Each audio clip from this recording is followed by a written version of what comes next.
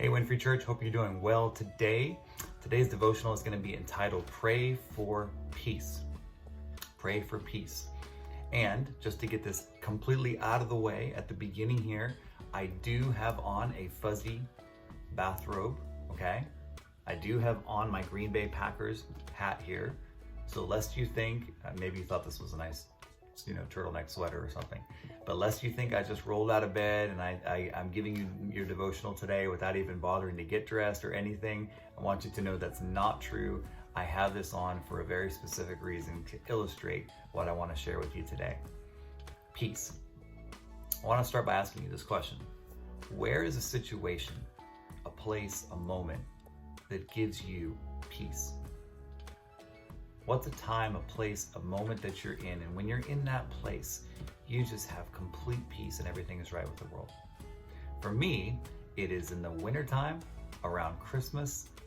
When I wake up in the morning, I go downstairs, I get my cup of coffee, I sit there on the couch, I put the fireplace on, turn the Christmas tree lights on, and sit there in the wonder of the season. Maybe that sounds cheesy to you. I don't know. I'm sure all of our peaceful places could sound cheesy to somebody else, but that's always been that way for me. When I was a kid, I got up in the morning and it would be dark and it would be cold, and I'd actually have my dad turn the heater on, and I'd actually sit kind of by where the vents are, and the heat's coming up. Even in California, it does get cold in the wintertime. And I'd sit there by the heater, put the Christmas tree lights on, kind of in the dark, and I would just be by myself, just with the lights on and enjoying the decorations and kind of the moment of the season. It's my introvert side of me that comes out.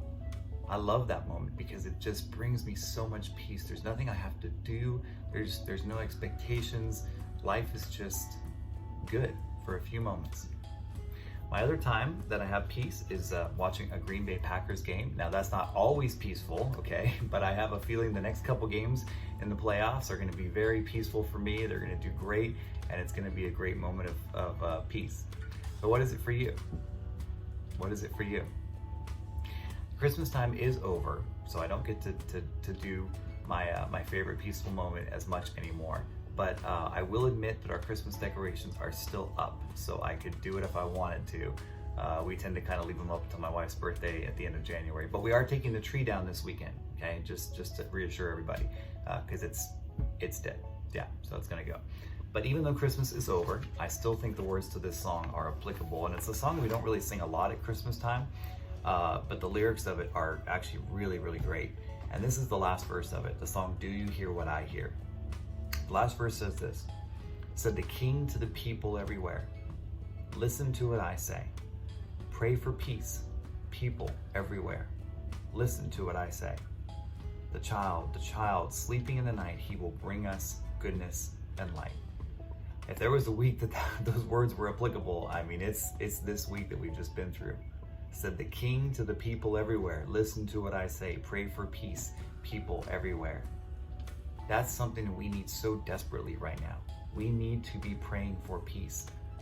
No matter what our beliefs are, no matter what side of the political spectrum we find ourselves on, we have to pray for peace for everyone. Peace for the president, peace for the next president, peace for Democrats, peace for Republicans, peace for radical people on the right, peace for radical people on the left, peace for everybody in the middle. We have to pray for that as believers right now because it's necessary to keep our country intact. And that's our job as believers, to pray for those things that maybe other people don't even think to pray for. So let's do that. But I love the last part of it too. The reason in this verse is because the child sleeping in the night, he will bring us goodness and light. It's not just praying for peace just because peace is going to randomly come from nowhere. It's going to come from the child sleeping in the night who will bring us goodness and light. Jesus will bring peace. Now, Jesus also brings division sometimes. Jesus brings a sword sometimes. Jesus brings disruption sometimes. But he's always got an end goal of peace. He always has an end goal of reconciliation, of things working out. All things work out for good for those who love and serve the Lord. So sometimes it's disruptive, but there's peace that will always seeking after. And so my challenge for us today is to pray for peace. Pray for peace, but there's a certain kind of peace that we have to be praying for, okay? And it's the peace that comes from Philippians chapter 4, verse 7. The peace of God, which transcends all understanding, will guard your hearts and minds in Christ Jesus. This is the kind of peace we have to be praying for. It's not just a random, peace that's going to come from humans. It's not, because we know how hard that is. That's why there's so much trouble right now, because it's very difficult. Ever since sin came into the world, it's been very difficult for us to have peace, to find peace. Peace is very elusive to us as people living in a sinful world. And so this peace isn't just the peace that I muster up. It's not just the peace that I need to try to have or that I need to try to make somebody else have. It's the peace of God. And the most important thing about this kind of peace is that it's a peace which transcends all understanding. Now, I used to read this verse as the peace that passes understanding is usually how we hear it. It's a peace that it's amazing. I don't understand how you can have peace in this situation. It's beyond my understanding. Somebody dies and we're grieving, but we still have peace. Wow, that's amazing. I don't understand that kind of a peace, right?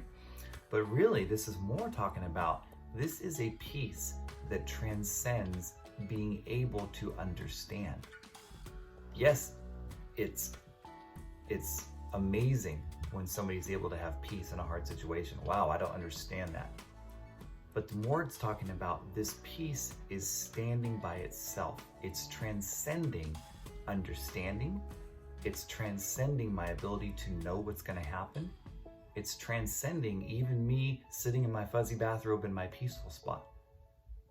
It's saying that this peace transcends all those things. Because it's easy to have peace when we understand, right?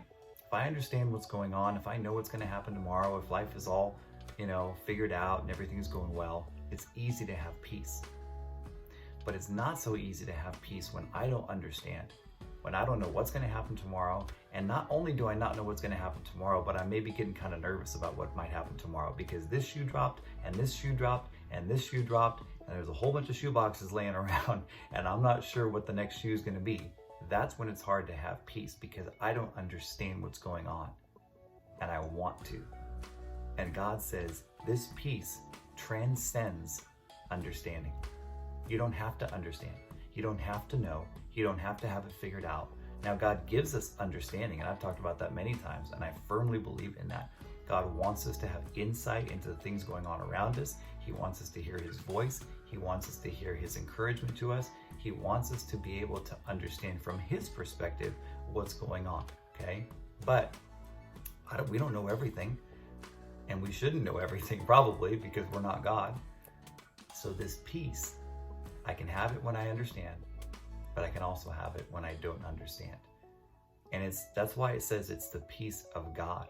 It's not the peace of me and my mind just trying to figure everything out.